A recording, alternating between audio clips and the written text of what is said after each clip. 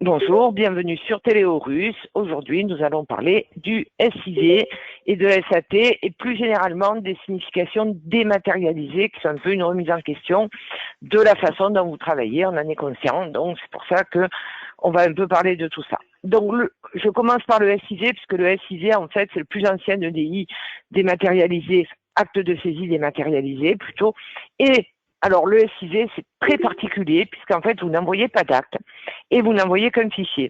Contrairement à ce que vous croyez que vous envoyez un acte, mais en fait, c'est faux. On fait qu'envoyer un fichier. Raison pour laquelle, quand vous demandez votre document, vous avez les variables SIVTA, SIVTT et SIVTV qui se remplissent. Alors, c'est la ville qui a rendu du tribunal qui a rendu le jugement, le titre court, ce qu'on appelle le titre court, et l'autorité qui a rendu le jugement. Alors, le titre court, c'est en fait un abrégé de votre titre exécutoire, puisqu'il faut savoir que le SIV n'accepte qu'un titre exécutoire de moins de 50 caractères, puisque c'est eux qui vont reconstituer l'acte. Plutôt, c'est la DEC qui va reconstituer l'acte. Donc, c'est pas la peine de vous fatiguer à saisir un titre avec un texte. De toute façon, c'est ça qui va revenir dans l'acte de signification. Raison pour laquelle vous avez ce titre court, alors qu'il s'alimente automatiquement. Bon, il faut juste vérifier qu'il s'est bien alimenté. Hein, et vous avez ce titre court qui est renseigné par rapport à ça. Donc, en fait, les trois éléments qui vont être pris, c'est ça, la ville, la juridiction et la nature, plus évidemment la date du jugement. Bon, ça, normal. Mais après, c'est tout. C'est-à-dire qu'en fait, la rédaction, entre guillemets, du titre ne va pas être prise en cause. De la même manière, quand vous faites votre acte, alors, raison pour laquelle également on a fait des actes informatiques qui sont spécialement formatés pour ce procédé, je vous le montre. Donc ça, c'est notre matrice. Alors, matrice qui ne part pas, attention, c'est juste pour vous, c'est pour éventuellement prouver au client que vous l'avez fait, ou pour vous faire une trace dans le dossier, ou pour visualiser que vous avez rentré les bons éléments, pardon, mais basta. Donc en fait, vous avez indiqué préfecture, tout simplement comme ça. Alors, c'est pas votre préfecture à vous qui est concernée, c'est une préfecture du SIV, c'est-à-dire c'est... Allô? Si vous voulez... Allô? Oui, on a perdu Gabriel. Ouais. On t'entend plus. Allô, allô? Oui. Ah, ouais, c'est bon là? Maintenant, c'est bon, oui. D'accord. Donc oui, c'est une préfecture quelque part dans les nuages. Donc, on nomme juste le nom préfecture dans le fichier et de toute façon, ce fichier part pas. Donc, c'est pas très important. Et vous avez juste les variables que je viens de vous montrer avec la date. Donc, vous voyez, on n'a même pas mis la variable qui va chercher le titre. Pourquoi? Ben parce que ça sert à rien, vu que le titre, en fait, il va être reconstitué. Et on a rajouté quand même une petite mention, donc, document n'est pas transmis à la préfecture, il n'a aucune valeur juridique, c'est juste pour vous informer, puisqu'en fait, à partir des éléments qui sont dans le fichier, je dis bien dans le fichier, pas dans l'acte, c'est la DEC qui va reconstituer l'acte de signification. Alors, le fichier, on va vous le montrer, puisque ça, c'est l'envers du décor, hein, comme on dit, que vous savez pas forcément, vous connaissez pas forcément. Alors, c'est pas très compliqué à lire, mais vous allez mieux comprendre. Ça, c'est ce qu'on envoie en fonction du cahier des charges de la DEC. Donc, qu'est-ce qu'on a? Bon, le créancier, bien évidemment, le débiteur, les véhicules. Vous voyez, ça, c'est l'acte de saisie. Donc, on saisit tous ces véhicules. OK, jusque-là, tout va bien. Et vous avez, bon, il y a beaucoup de voitures, celui-là. Et vous avez, voilà, les éléments du titre exécutoire. Et avec ça, qu'est-ce que va faire la DEC? Eh bien, elle va reconstituer l'acte de signification. Alors, on nous a également souvent posé la question, pourquoi il n'y a pas le décompte au niveau de l'acte de saisie du véhicule? Ben, tout simplement parce que c'est pas géré. En fait, le décompte, il se trouve dans la dénonce avec commandement de payer, mais en fait, le décompte, on ne l'envoie pas parce qu'il ne le reconstitue pas, tout simplement. Donc ne cherchez pas à envoyer un décompte, ça ne sert à rien. Depuis 2012, il n'est plus obligatoire non plus. Justement, ils ont modifié la procédure en fonction notamment de la dématérialisation. Voilà. Donc, Dématérialisation. voilà. Donc, le problème, il est réglé. Vous envoyez ça et vous allez recevoir un acte de saisie de la part de l'ADEC qui va être reconstitué par rapport à ça. Donc, quand vous demandez votre acte, en fait, vous visualisez juste pour vérifier que tout est bien complet et c'est terminé. On s'arrête là et c'est seulement le fichier qui va partir. Donc ça, je pense que c'est clair pour tout le monde. Oui. Benjamin, tu veux rajouter quelque chose? Non, moi voilà, tout est dit. Donc c'est vraiment bon. purement dématérialisé. Donc en fait, ce qu'ils appellent maintenant, enfin le fichier qu'on vous a montré, c'est ce qu'ils appellent les métadonnées. Et c'est des données brutes. Absolument. Des attributions. Parce que bon, finalement, là, ça reste relativement simple puisque il n'y a que ces données-là. Pour la saisie attribution, ce sera plus compliqué parce qu'il faut garder, pour la validité de la procédure, il faut garder la cohérence entre les métadonnées, donc le fichier que Gabriel a montré, et l'acte lui-même. C'est ça. Absolument. Donc, la saisie-attribution, effectivement, c'est encore autre chose. C'est-à-dire que quand vous faites une saisie-attribution, là, ou saisie ou dénonce, peu importe, on a choisi la saisie, là, effectivement, vous envoyez un document et donc, c'est un document qui va partir et par contre, vous envoyez également un fichier. Donc, quand vous le demandez, alors là aussi, on vous a proposé des actes informatiques parce que vous avez la matrice qui va bien, c'est-à-dire une matrice, la matrice dématérialisée. Il n'y a plus la date. Alors, je pense que vous l'avez tous vu, mais bon, je peux vous la remontrer. Elle indique en fait. Alors, hop, on va aller la voir. Elle indique en fait que cet acte a été signifié selon les éléments fournis par l'ADEC, etc., etc. Voilà. Donc, vous voyez, cet acte a été signé numériquement, blablabla. Donc, il n'y a pas la date ni quoi que ce soit, puisqu'en fait, la date et l'heure, comme c'est indiqué, c'est marqué sur le PV de signification. Donc, c'est cette trame particulière. Concernant, effectivement, le contenu de l'acte, alors c'est pareil, je vais vous le montrer, je pense que ça sera beaucoup plus clair. Ici, par exemple, on a fait une saisitière. Bon, alors on l'a préparée, hein. Donc vous avez la saisitière qui a été préparée avec les sommes, etc., etc. Bon, ok. Et donc, le contenu de cette saisitière doit se retrouver exactement dans le fichier. C'est-à-dire que là, excusez-moi, il y a quelqu'un qui a pas enlevé son haut-parleur. Ça y est. Bonjour Gabriel, c'est Richard. Je viens de me connecter. Donc, j'arrivais pas. D'accord. D'accord. Donc là, comme vous pouvez voir, vous avez la somme qui est saisie. Donc c'est forcément la même chose qui est sur le document et c'est forcément la même chose qui est dans le dossier. Donc il va effectivement reconstituer. Vous voyez, vous avez un total de 10 781 €, on le voit bien, et là vous avez bien 10 781 € plus le SBI, etc., etc. Donc, vous voyez que c'est la Chambre a fortement insisté sur ce point, c'est-à-dire que les métadonnées doivent être exactement les mêmes que dans le fichier, que dans le PV qu'on vient de voir. Alors, j'ai oublié de vous dire également par rapport au titre. Alors là, effectivement, dans notre acte, on va aller chercher le titre qui est dans le dossier, d'accord, c'est-à-dire le DOS-titre, la variable DOS-titre. Par contre, pour l'envoi, on est obligé de le reformater et on leur envoie donc les mêmes variables qui servent à tous, c'est-à-dire SIV, celle qu'on vient de voir pour le SIV, SIVTT, SIVTV et SIVTA.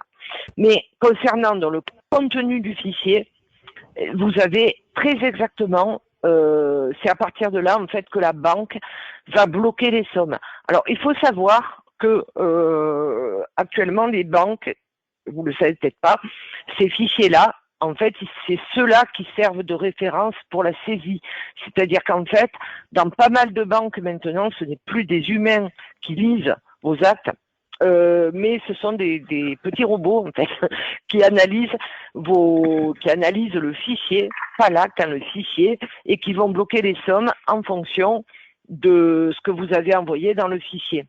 Ça a été rappelé également par la Chambre nationale. Alors, je ne sais plus quelle banque le fait systématiquement, Benjamin, tu peux nous... La Caisse d'épargne, ils le font depuis déjà pas mal de temps. Et à terme, Ouais. les nouvelles banques là, qui vont arriver, donc les BNP, Crédit Lyonnais, etc., et toutes les grosses banques nationales vont démarrer prochainement déjà avec ce système-là. En fait, il y a que les petites banques entre guillemets régionales qui traitent encore manuellement, mais qui lisent encore qui font les saisies par rapport au fichier, à l'acte que vous envoyez. Mais à terme, donc vers peut-être mai-juin, il n'y aura quasiment plus aucune banque qui va lire les actes. Donc, ce qui implique que si il faut surtout pas modifier un acte. Par exemple, si vous avez oublié une somme dans le décompte, il ne faut pas la rajouter dans l'acte, il faut aller modifier le décompte dans le dossier et redemander votre acte, parce que sinon, il y aura un écart dans les données qui sont envoyées, parce que toutes ces données-là, le fichier que vous voyez à l'écran, ce sont des données qui sont extraites directement de votre dossier. Donc, si quelque chose ne va pas dans le dossier, il faut modifier le dossier et redemander l'acte, mais il ne faut surtout pas modifier l'acte en visualisation, comme on pouvait le faire avant avec une saisie papier, où là, ça n'avait pas de conséquences, puisque le banquier n'avait à sa connaissance que le document papier que vous lui transmettiez. Voilà, exactement. Et c'est pareil, si vous allez modifier par exemple, le débiteur, vous allez changer dans le texte de l'acte, ça sert à rien, puisque si ça correspond plus à ça, effectivement, de toute façon, la banque n'en tiendra pas compte. Donc, pour répondre à la question de Maître Berruet concernant les actes détachés, les actes détachés, le truc, c'est que du coup, ça n'a pas trop d'intérêt, parce que l'acte détaché, de toute façon, ils ne vont même pas le lire. Donc, si vous voulez envoyer une saisie, vous voulez faire une saisie pour un confrère, c'est pas défendu. Sauf que il faut reconstituer son dossier dans ORUS de manière à pouvoir envoyer le bon document et le bon décompte. Là, si je demande un acte détaché et que j'ai pas exactement reconstitué ce que je dois saisir, ça sert à rien, parce que de toute façon, la banque, elle le lira même pas. Donc, tu confirmes, Benjamin, que... Oui, d'ailleurs, la Chambre nationale, la dernière réunion qu'on a eue, nous a confirmé qu'une modification était en cours par rapport au Code des procédures civiles d'exécution pour inclure justement le fichier de métadonnées, donc le fichier qu'on vous a montré tout à l'heure, pour qu'il soit inclus dans l'acte et qu'il soit considéré comme étant partie intégrante de l'acte. Justement, donc en cas de différence entre le PDF qu'on transmet et le fichier de données, il y a c'est pour protéger les banques, justement, en cas de données discordantes. Voilà. Donc je pense que c'est peut-être plus clair comme ça. En fait, l'acte que vous envoyez, j'ai envie de vous dire, c'est juste pour faire joli, quoi, quelque part. C'est pour vous permettre éventuellement pour le renvoyer à votre client quand vous faites le retour du dossier, et pour vous permettre d'avoir de regarder, quoi, si vous voulez. De vérifier ce que vous envoyez, mais en aucun cas c'est ça qui va être pris en compte dans de très rares cas, c'est ça qui va être pris en compte par la banque. Voilà. C'est d'ailleurs, comme je le disais tout à l'heure en début d'émission, on envisage éventuellement d'empêcher la modification des actes en matière de Sécuracte. C'est-à-dire que vous pourrez visualiser, mais vous ne pourrez pas modifier. Justement, de manière à éviter ces discordances au niveau du fichier. Donc, je pense que là, c'est peut-être plus clair par rapport à ce qui est demandé. C'est peut-être quelque chose que vous ne saviez pas, que par rapport à l'envoi des données, c'est peut-être quelque chose que vous ne saviez pas, ça. Oui, je vous écoute. Hein. Vous avez des questions peut-être?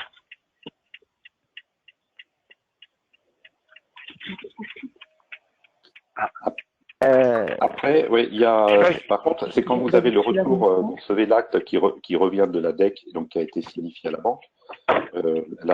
Donc la Chambre nationale va insérer votre signature, la signature que vous avez déposée lors de la validation de la signification. Donc il va y avoir une signature numérique au fichier PDF qui va vous être restitué. En fait, cette signature permet d'authentifier l'acte et d'établir que c'est bien cet acte-là qui a été transmis à la banque. Et donc ça implique que quand vous recevez le PDF, il n'est plus modifiable. Enfin, il est toujours possible de le faire, mais si vous y touchez, il perd sa validité parce que d'ailleurs, le logiciel de lecture va vous indiquer que la signature n'est plus vérifiable parce que le document a été modifié et il perd sa valeur juridique, sa valeur probante. Peu importe la modification, parce que même si c'est pour supprimer un malheureux espace et que le contenu lui-même n'a pas été modifié, ça casse la clé de protection. Et donc il perd de sa valeur. Ce qui peut avoir des. Bon, généralement, ça pose pas de problème. Actuellement, on en reste encore au papier quand on dénonce, etc. Mais en cas de litige, ça peut être ennuyeux si le document qui est restitué par la Chambre nationale n'est plus identifiable. Alors, est-ce que vous avez des questions?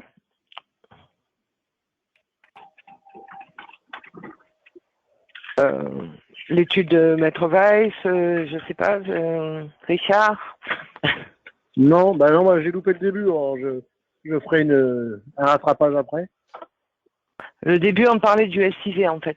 Oui. Donc, je ne sais pas si vous avez des questions, l'étude de Berruet, si c'est plus clair pour vous. C'est clair sur le principe, mais alors techniquement, comment on fait pour envoyer un acte à un confrère alors? D'un confrère, plutôt. Eh ben, c'est ce que j'ai dit. Il faut rouvrir on ne peut pas faire comme un acte détaché ou un ouvre à minima, c'est-à-dire qu'il faut reconstituer le dossier dans Horus. Il faut rouvrir le dossier avec son décompte, etc., puisque c'est ça c'est les métadonnées contenues dans le fichier qui vont faire foi. Et comment, techniquement, on transfère ces métadonnées à un confrère? Comment ça se passe si le confrère n'est pas sur Horus, par exemple? Ah non, mais là c'est que pour signifier par l'intermédiaire de la Chambre nationale. C'est la transmission. Donc actuellement, ça marche avec les établissements bancaires. Après, ça va être ouvert à n'importe quelle personne qui accepte les actes dématérialisés. Mais c'est uniquement pour signifier les actes directement au destinataire. C'est pas pour transmettre à un confrère qui signifie. Voilà. Moi, j'ai une saisie à faire dans une banque qui accepte les saisies dématérialisées, mais j'ai un problème de compétence territoriale. Je ne peux pas le faire moi-même. Donc, je vais l'envoyer à un confrère qui a la compétence territoriale pour qu'il puisse y procéder. Comment je fais? Ça ne change pas pour vous. Enfin, vous l'envoyez à votre confrère par les moyens que vous voulez. Enfin, vous générez un document dans le logiciel et vous transmettez ce document au format que vous voulez, soit par courrier, soit par PDF, par mail. Mais il n'y a pas, ce module-là ne sert uniquement à signifier l'acte au niveau de la DEC. Je crois que la question, c'est en fait savoir comment il fait le confrère pour signifier la saisie attribution, c'est ça? Non, c'est pour le transmettre à un confrère, en fait, l'équivalent d'un terroriste. Je suis pas sûr que c'est. Mais ça, non, c'est pas dans cette formation-là. Nous, on ne voyait que la signification des actes dématérialisés, pas la transmission à confrère. Ou alors c'est peut-être le confrère, c'est la question que tu as posée tout à l'heure, à savoir quand le confrère t'envoie une saisie dématérialisée à signifier, c'est ça? Voilà. Bon, ben ça c'est ce que je disais au début, c'est-à-dire que, admettons qu'il y a un confrère qui demande de signifier une saisie attribution dématérialisée parce que le débiteur habite à Paris. Donc dans ces cas-là, ça oblige à reconstituer l'intégralité du dossier, c'est-à-dire il faut ouvrir le dossier avec le principal, le décompte, le créancier, etc., comme si c'était un dossier à vous, et de manière à ce que les métadonnées que vous envoyez correspondent à l'acte que vous allez demander. vous allez redemander en fait, au lieu de demander l'acte du confrère. Pardon? C'est un vrai progrès. Et là, c'est pas nous qui faisons les règles. Au lieu de demander l'acte détaché pour le confrère, en fait, ça oblige effectivement à ce que les métadonnées soient contenues, enfin, soient identiques à l'acte. Donc, par prudence, il est préférable de réouvrir complètement le dossier et de tout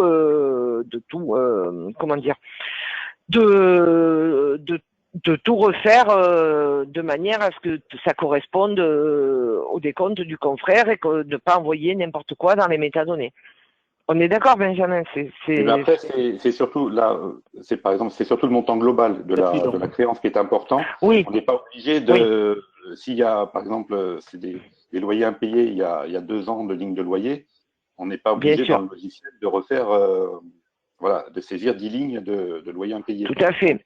En fait, c'est ça qui compte. Ici, c'est qu'on voit le montant le montant total doit correspondre au montant total. Disons qu'on ne peut pas se permettre, comme on faisait avant, d'ouvrir le dossier et de mettre un montant pour qu'on soit en coefficient 2 pour le coût de l'acte.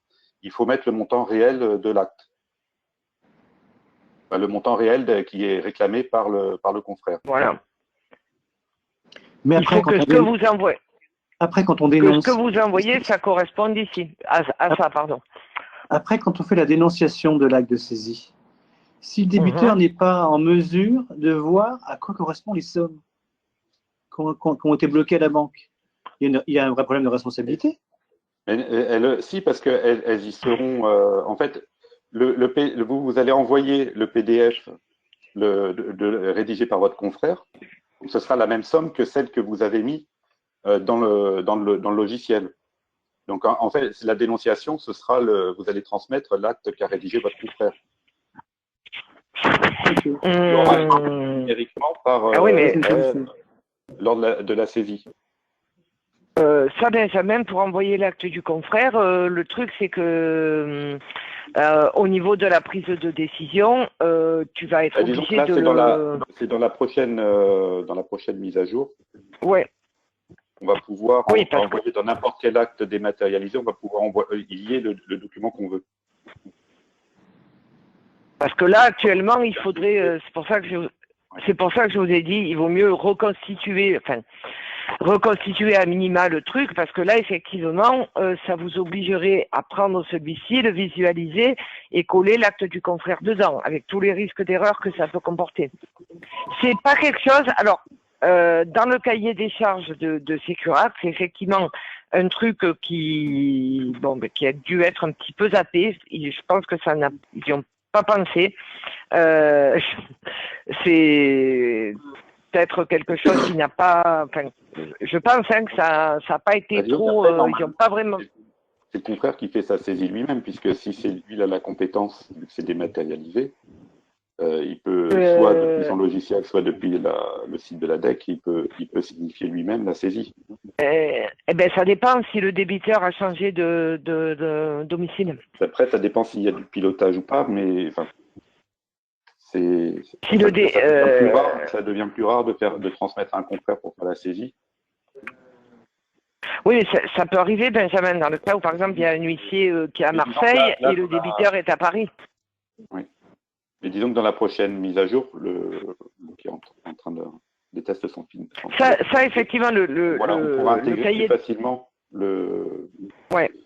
l'acte, puisqu'on aura une fenêtre, dès qu'on a un acte dématérialisé, on a une petite fenêtre qui s'ouvre pour cocher les cases des documents qu'on veut transmettre. Parce que là actuellement, c'est que la procédure saisie attribution par rapport aux destinataires qui ont accepté, qui se sont inscrits à la Chambre nationale, et potentiellement, on peut envoyer dès maintenant n'importe quel acte de signification dématérialisé. Et d'ailleurs, on peut demander un acte, et si le destinataire accepte les actes, donc il a signé la convention avec la Chambre nationale, depuis Horus, il suffit de faire clic droit et de cocher la case dématérialisée pour que l'acte soit transmis de façon dématérialisée, comme une saisie attribution. D'ailleurs, c'est ce qu'on peut voir sur la première ligne où c'est une saisie classique qui a été demandée. Oui. Mais en faisant le clic droit, on coche la case dématérialisée. Voilà. Et comme le destinataire de l'acte accepte les saisies attributions dématérialisées, automatiquement, l'acte s'est paramétré en dématérialisé avec le changement de coût. La première page, la matrice de la première page ASDMat qui se met en place automatiquement. Donc ça, effectivement, c'est quelque chose, le pilotage et tout ça, il n'avait pas forcément vraiment prévu dans la première version. Bon, et c'est vrai que c'est quelque chose qui a été évoqué récemment par la Chambre nationale, puisqu'au départ, ça a été un peu zappé, mais bon, on n'est qu'au début de Sécurat, donc après, je pense que tout ça va se mettre en place et ça va s'améliorer. Mais c'est vrai que là, actuellement, ils ont surtout insisté, donc je reviens là-dessus, sur la cohérence entre les métadonnées, ce qu'ils appellent les métadonnées, et le contenu de l'acte. Donc ça, gardez-le bien à l'esprit, de ne pas modifier les actes à l'écran, puisque de toute façon, ça ne sera pas pris en compte dans la saisie. Et gardez aussi à l'esprit l'histoire du fait que ce ne sont pas des humains qui lisent vos actes. Ça, je sais que c'est dur à avaler, mais il faut s'y faire. Donc, pensez-y bien. C'est un robot, donc d'où ce formatage hyper précis, hyper carré, qui permet pas de faire ce qu'on veut comme avant. Voilà. Donc, j'espère que tout ça a un peu éclairci votre vision du SIV et de Sécurat. Je l'espère, du moins. Et donc, pour ceux qui n'ont pas, qui passent par le portail, de toute façon, par le portail, la question elle se pose pas puisqu'il vous oblige à tout saisir. Donc là, ils peuvent pas se tromper. Forcément, ça correspond. Donc là, il n'y a pas de souci. Si vous passez par le portail, c'est plus long, bien sûr, mais là, il peut pas y avoir d'erreur entre ce que vous envoyez et ce que vous saisissez. Il n'y a pas de souci. Donc, mais bon, après, c'est sûr que partir de l'envoyer depuis aux Russes, c'est quand même beaucoup plus pratique. Donc, sur ce, écoutez, je vous souhaite une bonne fin de journée, un très bon week-end à tous. Merci. Et puis, prenez soin de vous, comme on dit, et à bientôt. Au revoir. Au revoir. Bientôt. Au revoir. Au revoir.